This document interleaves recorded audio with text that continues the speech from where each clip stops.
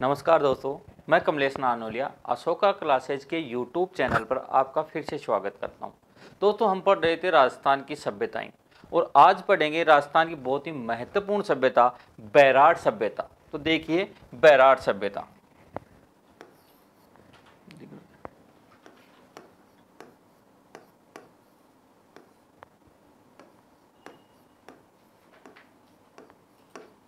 बैराट सभ्यता। अब बैराट सभ्यता की अपन बात करें तो बैराट सभ्यता है कहां?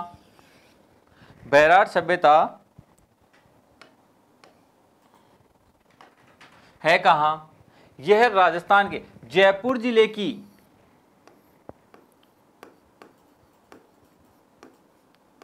राजस्थान के जयपुर जिले में स्थित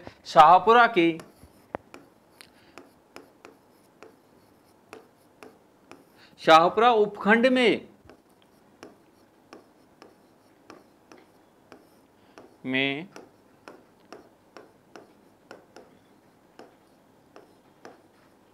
जिला कौन सा? जयपुर। जयपुर जिले के शाहपुरा उपखंड में यह सभ्यता स्थित है। अब इस सभ्यता की बात करें तो ये कौन सी नदी के तट पर स्थित है?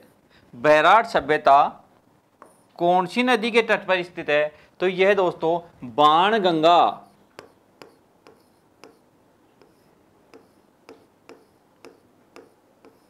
कौन सी नदी? बाणगंगा नदी। अब इसी बाणगंगा को कहा जाता है तीर गंगा।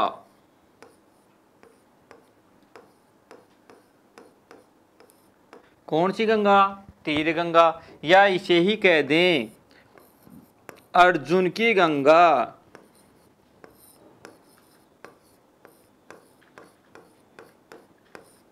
या कह दें ताला नदी। तो क्वेश्चन आए दोस्तों कि बैराट सभ्यता कौन सी नदी के तट पर? बाणगंगा, या उसे ही कहते हैं तीर गंगा, या अर्जुन की गंगा, या ताला नदी। तो देखो इसका नाम बाणगंगा, तीर गंगा, अर्जुन की गंगा या ताला नदी क्यों कहा जाता है इसे? इसके पीछे एक पौराणिक मान्यता है दोस्तों। देखिए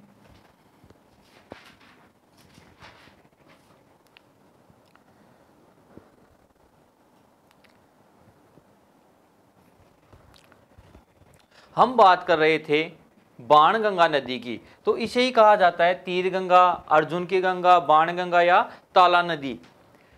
पौराणिक बात है या कहें कि संबंध है वो पूर्व काल से है, यानी महाभारत काल से है। इस नदी का संबंध किससे है?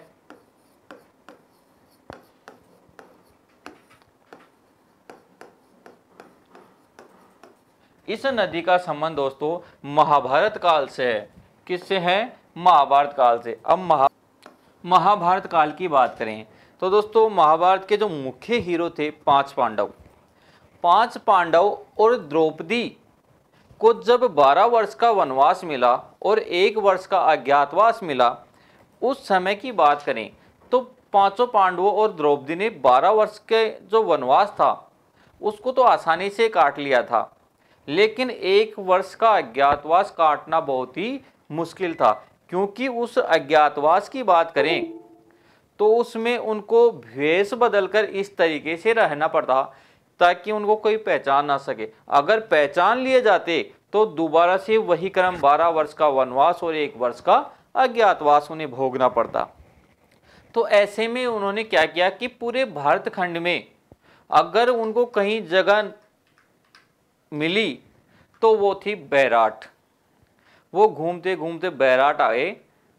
उस समय की बात है दोस्तों जब अपनी बाणगंगा नदी का उद्गम हुआ था। क्या हुआ कि उन 5 पांडवों में सबसे ज्यादा जो बलवान थे वो 2 व्यक्ति थे, भीमसेन और अर्जुन। अर्जुन एक अच्छा धनुर्धर था और भीम बलवान था। तो एक बात कहें कि जब भी उन 5 पांडवों को या द्रौपदी को प्यास लगती तो भीमसेन को कहते कि हमें प्यास लग रही है, और भीमसेन जो था जहां मर्जी धरती में लात मारता और पानी निकाल दिया करता था। कहा जाता है कि इतना बलवान था। और उसके एक अवशेष अपने बैराट में जो भीमलात है, एक जल कुंड है, उससे भी देखने को मिलता है। कि कहा जाता है कि यह भीम के लात मारने से बना हुआ जलकुंड है। तो ऐसे ही जब भी प्यास लगती भीम को कहा जाता, और वास्तव में ऐसे बलिष्ठ बलवान थे। कुछ साक्ष्य अपने को देखने को मिलते हैं।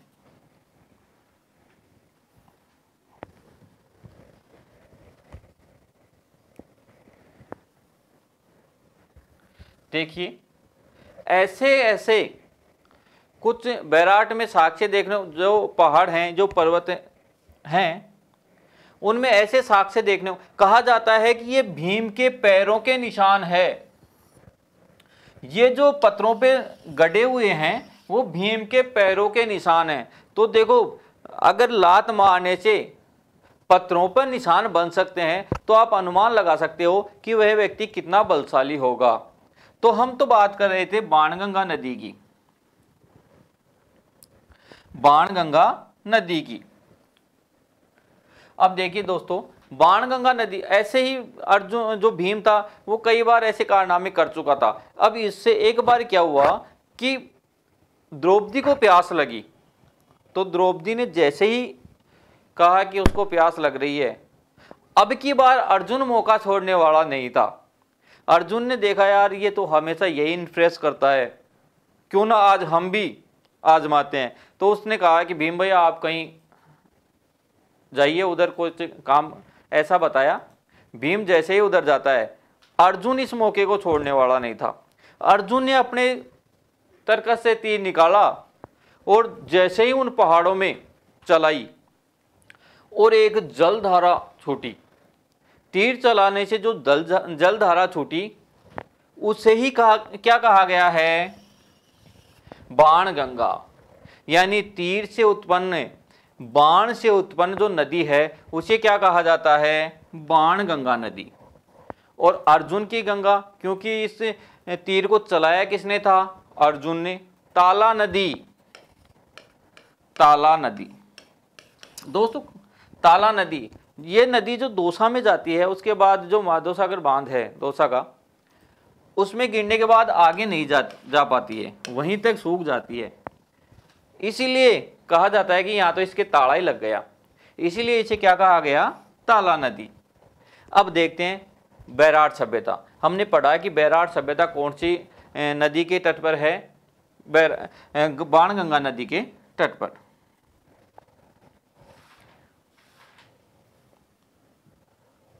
तो हमने देखा कि इसे अर्जुन की गंगा कहा जाता है, बाणगंगा कहा जाता है, ताला नदी कहा जाता है, तीर गंगा कहा जाता है। अब देखो बैराट सभ्यता के बारे में बात करते हैं। तो इस बैराट सभ्यता का सबसे पहले खोजकर्ता किसे माना जाता है? माना जाता है सबसे पहले खोजकर्ता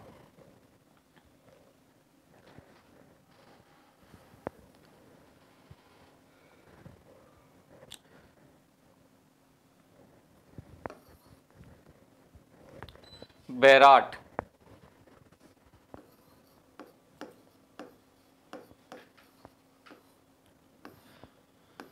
बैराट सभ्यता के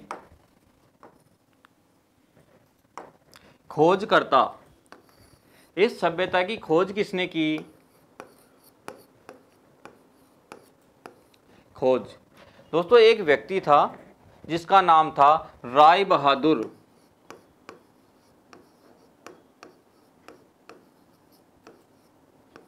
राय बहादुर दयाराम साहनी।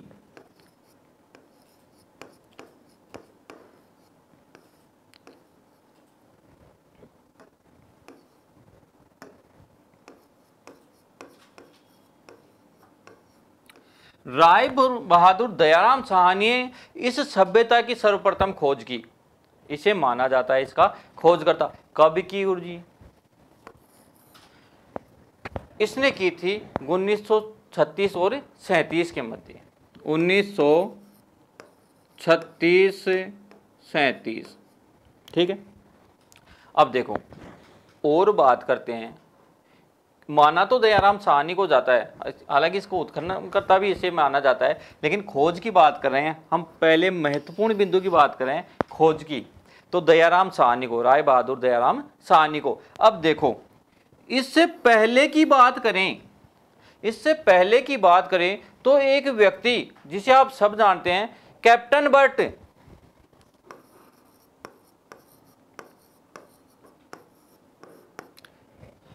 यह व्यक्ति आया और इसने बीजक की डूंगरी पर, कौन सी डूंगरी, बीजक की डूंगरी की डूंगरी, बीजक की डूंगरी से एक शिलालेख खोजा, एक शिलालेख खोजा। कौन सा, भाब्रू शिलालेख।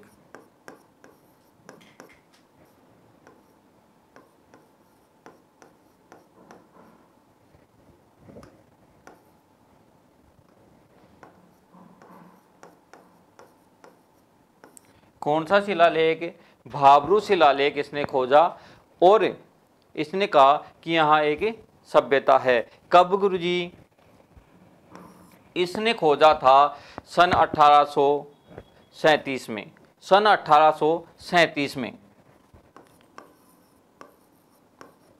तो देखिए दोस्तों, 1937 में दयाराम साहनी ने इसकी खोज की। उससे पहले एक शिलालेख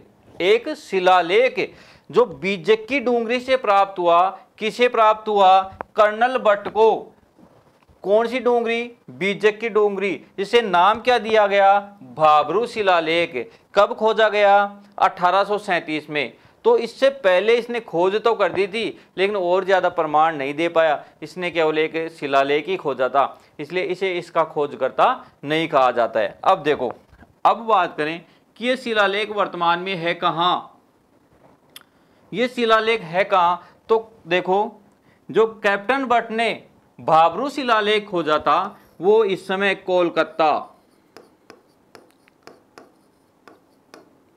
कोलकाता के म्यूजियम में,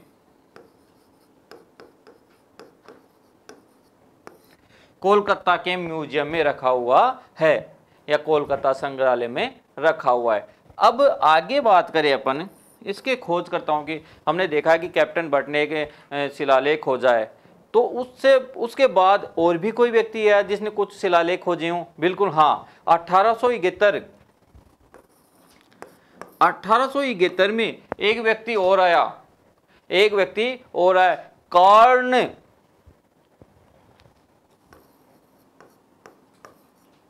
कौन था, कॉर्ननाइल। एक व्यक्ति 1871 में कॉर्ननाइल, इसने भी एक शिलालेख खोजा। जो कहां से खोजा, भीम की डूंगरी से। कहां से,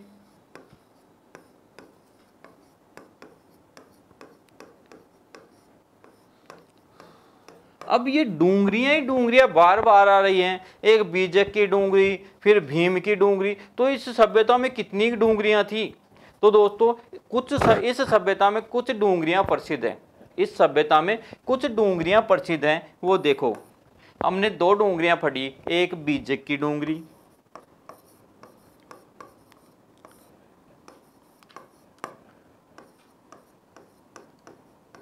एक तो बीजक की डूंगरी, एक पढ़ी है भीम की डूंगरी।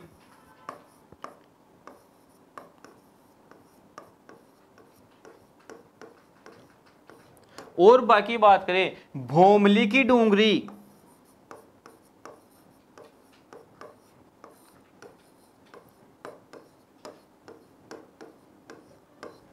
भोमली की डूंगरी। और बात करें महादेव की डूंगरी,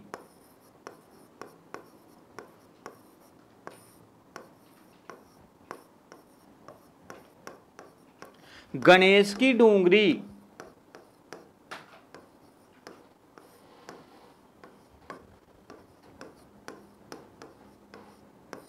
ये महत्वपूर्ण डूंगरियां थी उस समय की। बीजक की डूंगरी, गणेश की डूंगरी, महादेव की डूंगरी, भीम की डूंगरी, ये ऐसी डूंगरियां थी जो आज तक प्रसिद्ध हैं। ठीक है, अब देखिए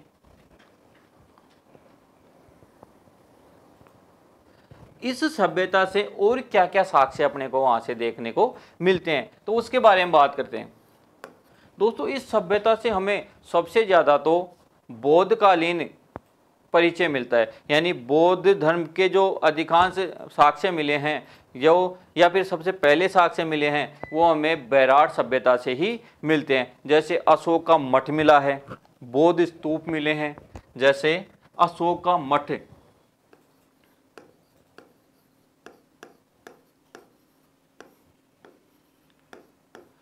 मिला है, बौद्ध स्तूप मिले हैं।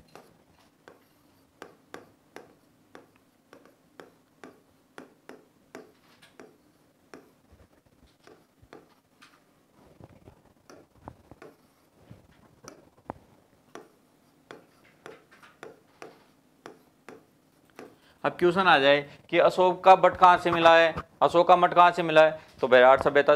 बौद्ध स्तूप कहाँ से मिले हैं, तो बैराट सभ्यता। आगे बात करें, सबसे पहली मानव ज्ञात, ध्यान रखना, मानव ज्ञात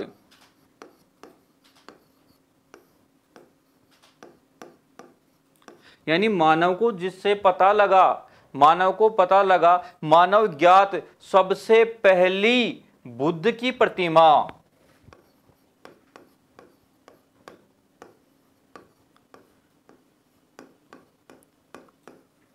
बुद्ध की प्रतिमा हमें कहां से प्राप्त होती है, बैराट सभ्यता से। यानी मानव ज्ञात सबसे पहली बुद्ध की मूर्ति हमें कहां से प्राप्त होती है, बैराट सभ्यता से। उसके बाद बात करें, यहां एक स्वर्ण मंजूषा मिला है, यहां एक क्या मिला है, स्वर्ण मंजूषा।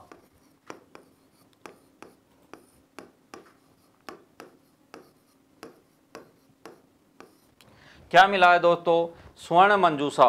अब ये स्वर्ण मंजूषा होता क्या है वो देखो, एक कलश है, मंजूषा एक कलश है, इसे बक्सा भी कह सकते हो आप, ठीक है, मंजूषा एक बक्सा भी कह सकते हो, छोटा, या कलश है, अधिकांश कलश का उपयोग लेंगे बोलने में तो ज्यादा बेटर रहेगा। तो एक क्या मिला है, कलश।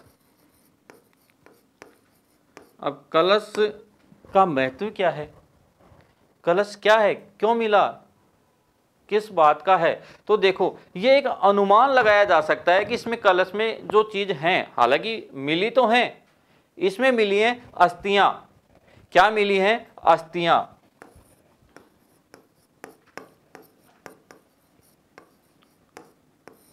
क्या मिली हैं इसमें, अस्थियां। लेकिन ये किसकी थी, ये अस्थियां थी किसकी, तो एक अनुमान लगाया जाता है कि ये किसकी थी, एक अनुमान लगाया जाता है, केवल क्लियर नहीं है कि एक अनुमान है कि ये भगवान बुद्ध की अस्थियां थी। किसकी थी, भगवान बुद्ध की।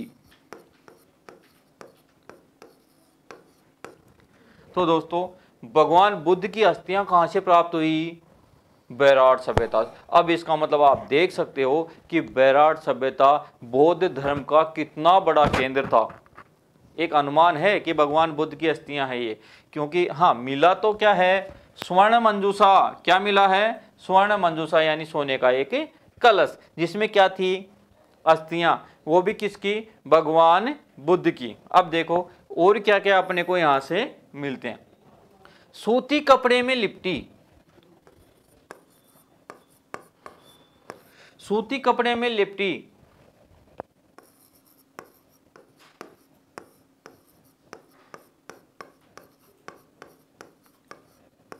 सूती कपड़े में लिपटी हमें क्या मिलते हैं, 28 मुद्राएं।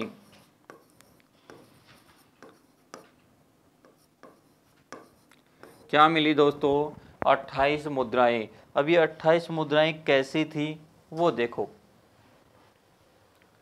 28 मुद्राएं तो अपने को मिलती हैं। अब ये इन 28 मुद्राएं तो ऐसी मिली हैं जो इंडो ग्रीक थी। कैसी थी,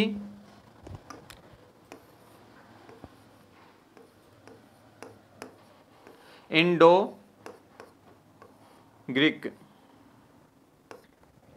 28 मुद्राएं तो ऐसी थी जो इंडो ग्रीक थी, और उनके साथ 6 मुद्राएं ऐसी मिली हैं, 6 मुद्राएं ऐसी मिली हैं, 6 जो पंचमार्क हैं, जो क्या हैं, पंचमार्क। पंचमार्क यानी 28 मुद्राएं तो इंडो ग्रीक मिली हैं और 5-6 मुद्राएं कैसी मिली हैं, पंचमार्क, यानी टोटल कितनी मुद्राएं हो गई, 36। यानी इस सभ्यता से हमें कितनी मुद्राएं मिली हैं, एक सूती कपड़े में लिपटी हुई कितनी मुद्राएं मिली हैं, 36 मुद्राएं, 36 मुद्राएं मिली हैं, जिनमें 28 तो इंडो ग्रीक थी और 6 पंचमार्क थी। आगे देखते हैं और क्या क्या साक्ष्य अपने को यहां से देखने को मिलते हैं। अब बात करें तो इस सभ्यता में एक बार बैराट सभ्यता की बात करें तो एक व्यक्ति आया था यहाँ, एक व्यक्ति यहाँ आया था घूमता हुआ, वो चीन से आया था, पहले राजस्थान में भीनमाल में भी आया था, लेकिन उसने बैराट में भी आया। यह व्यक्ति बैराट भी आया। कौन था दोस्तों, हेनसोंग।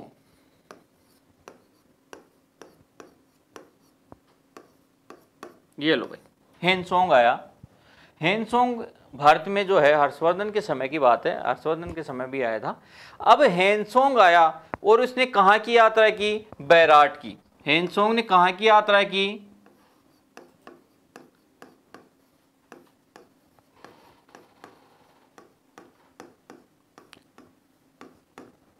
हेनसोंग ने बैराट की यात्रा की और बैराट को एक नए ही नाम से सुशोभित किया। बैराट को हेनसोंग ने क्या नाम दिया, वेरी मोस्ट क्वेश्चन है दोस्तों। हेनसोंग ने बैराट को क्या नाम दिया, इसने नाम दिया था पायरू। हेनसोंग ने बैराट को क्या नाम दिया, पायरू। क्या नाम दिया, पायरू। मोस्ट क्वेश्चन, बैराट क्या नाम दिया, पायरू। अब देखें आगे बात करते हैं तो यहां से हमें और क्या क्या प्राप्त है। यहां से एक लड़की की प्रतिमा मिली है या बाला की मूर्ति मिली है।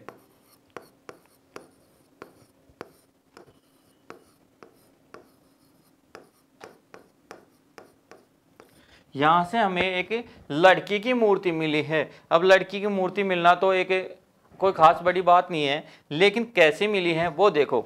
यहां से जो लड़की की मूर्ति मिली है उसका सिर या उसके सिर और पैर नहीं थे।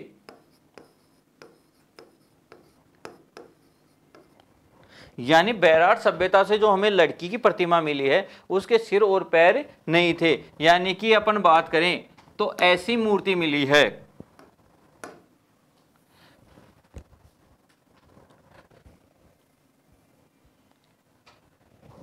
देखिए यह एक लड़की की मूर्ति है, इसके सिर नहीं है,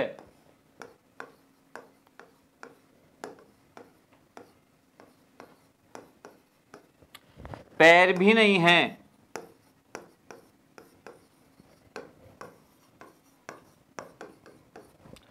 ना तो इसके सिर है और ना इसके पैर हैं। यानी बैराट सभ्यता से हमें ऐसी मूर्ति देखने को मिलती है। हाँ, और आगे बात करें कि और यहां से क्या क्या प्राप्त होते हैं तो देखिए यहां से सबसे महत्वपूर्ण बात स्वास्तिक चिन्ह मिला है। स्वास्तिक चिन्ह,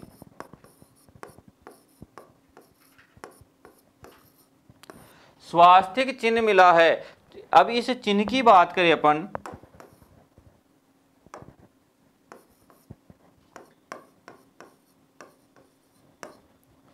हमने देखा था कि ऐसा ही एक चिन्ह, स्वास्तिक चिन्ह होता क्या है, देखिए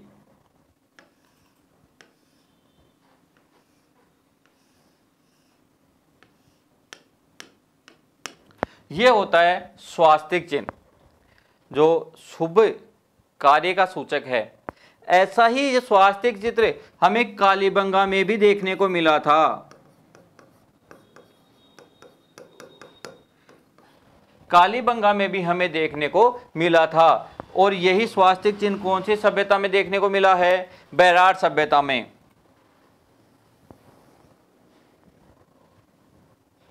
अब देखें हमें यहां से और क्या प्राप्त होते हैं तो हमें यहां से कुछ ऐसे बर्तन प्राप्त होते हैं, यानी काले चमकीले बर्तन, काले चमकीले।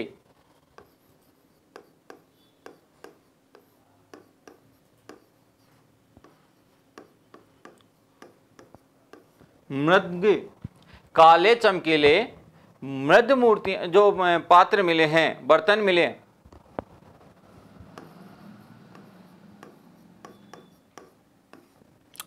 अब देखो काले चमकीले मिल तो गए, लेकिन इनको क्या नाम दिया गया है? Very most question. ऐसे तो कई जगहों से हमें मिट्टी के बर्तन प्राप्त हुए हैं, लेकिन इस सभ्यता से जो मिट्टी के बर्तन प्राप्त हुए हैं वो काले और चमकीले थे, और उनको नाम क्या दिया गया है? इन काले चमकीले बर्तनों को नाम दिया गया है, क्या नाम दिया गया है? NBP। NBP very most question भाई। क्वेश्चन आएगा कि बैराट सभ्यता से प्राप्त काले चमकीले मृद पात्रों को क्या नाम दिया गया है? NBP। क्या नाम दिया गया है? NBP। आगे देखिए कि हमने देखा था कालीबंगा सभ्यता जब अपन ने पढ़ी तो देखा कि वहां ईंटों का प्रयोग किया गया था। किसका प्रयोग? ईंटों का। जब हमने आहड़ सभ्यता या बात करें गणेश्वर सभ्यता तो हमें पत्थरों का प्रयोग देखने को भी मिलता है।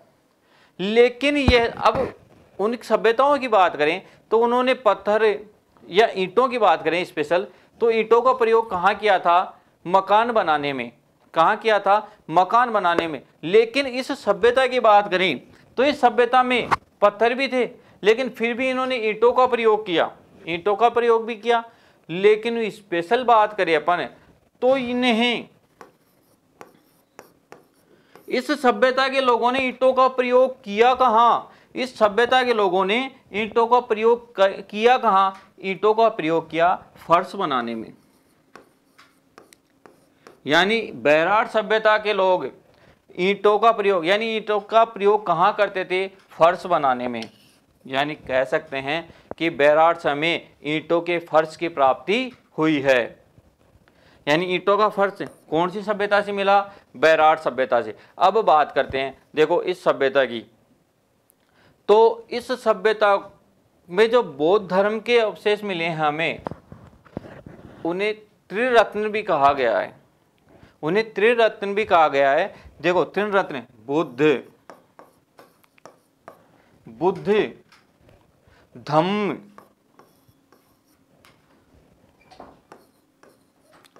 धम्म, और संघ।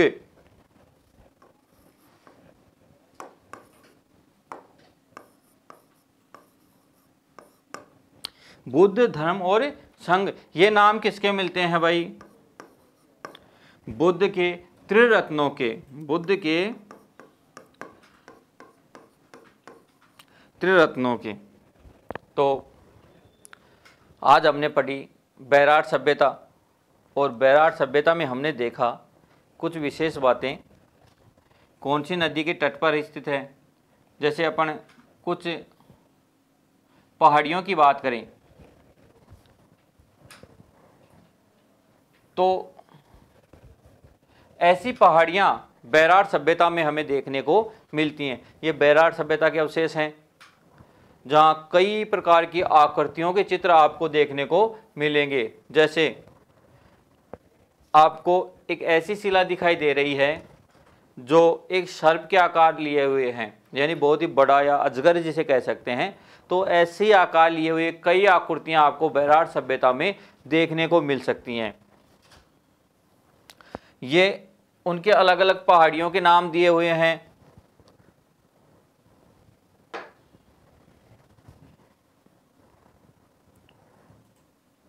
ये भाबरू की पहाड़ी है जहां से हमें अशोक के शिलालेख मिले हैं। सबसे पहले जो अशोक के शिलालेख मिले हैं वो कहां से मिले हैं? बैराट की पहाड़ी से। कौन सी पहाड़ी से? बैराट की पहाड़ी से। देख सकते हैं आप, ये है अशोक के शिलालेखों के पुरातात्विक स्थल जहां से मिलते हैं।